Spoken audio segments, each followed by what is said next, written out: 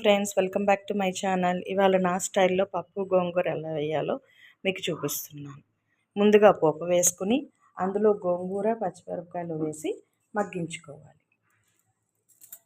మనము గోంగూరని ఇలా పోపులో వేసి మగ్గించుకుంటే దానికి ఉన్న పచ్చివాసన అంతా పోయి పప్పు చాలా బాగుంటుంది.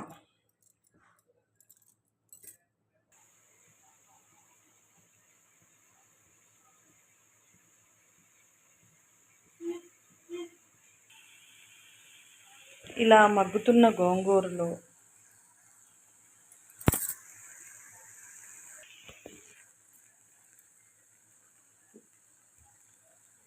పసుపు, రుచికి సరిపడా ఉప్పు వేసుకోవాలి.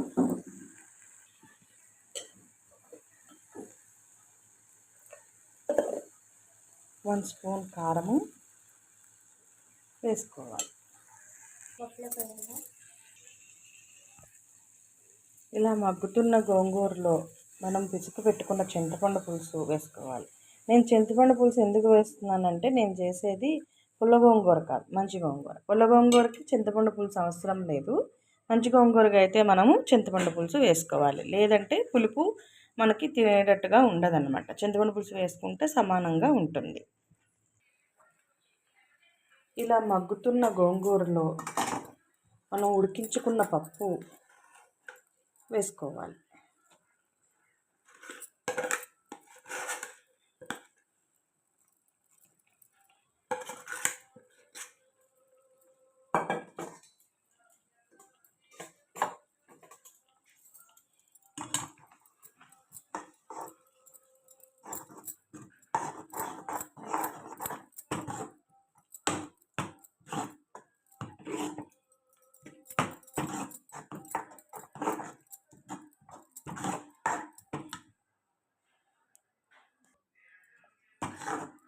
ఇలా కలుపుకున్న పప్పుని ఒక 5 నిమిషాలు ఉడికించుకొని దింపేసుకోవడమే.